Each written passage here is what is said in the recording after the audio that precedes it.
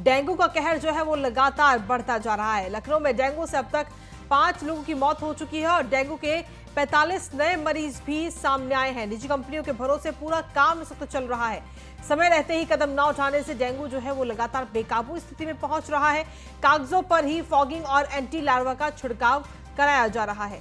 स्वास्थ्य विभाग और नगर निगम की कार्यशैली पर भी तमाम सवाल इस वक्त उठ रहे हैं लखनऊ के अंदर ही, क्योंकि लखनऊ में जो डेंगू का कहर है वो लगातार इस वक्त जारी है और अब तक 5 लोगों की मौत भी हो चुकी है।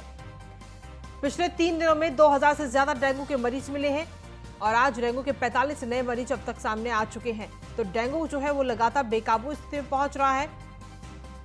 बता दें कि 7 नवंबर को डेंगू के मरीजों की संख्या 9085 से बढ़कर 11183 पहुंच गई थी और समय रहते ही कदम नहीं उठाए गए, जिसके बाद में डेंगू बेकाबू हो रहा है।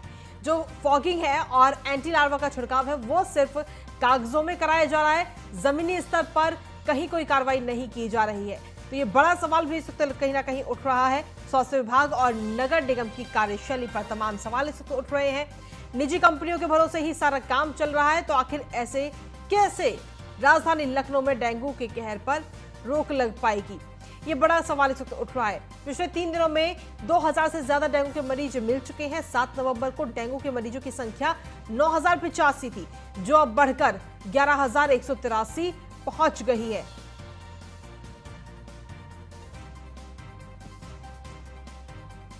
तो डेंगू के केसेस जो है वो लगातार बढ़ते हुए राजधानी लखनऊ में नजर आ रहे हैं। हालांकि सवाल यही उठ रहा है कि आखिर स्वास्थ्य विभाग और नगर निगम आखिर क्यों रोक नहीं लगा पा रहा है डेंगू पर।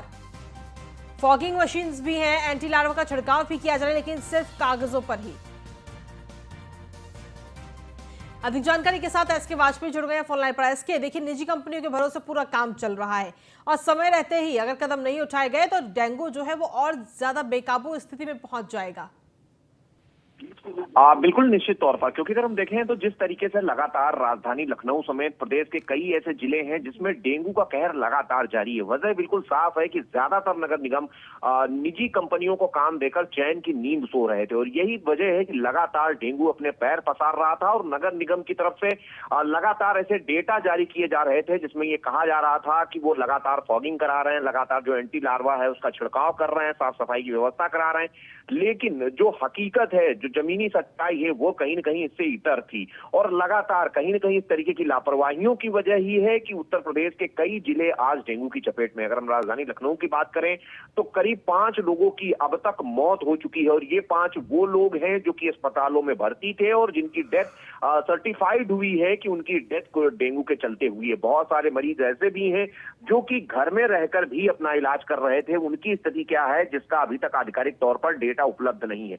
हालांकि अगर हम पिछले 24 घंटों की बात करें तो 45 नए डेंगू के मरीज सामने आए हैं, जो निश्चित तौर पर कहीं न कहीं स्थिति को बता रहे हैं कि कितनी ज्यादा भयावह है।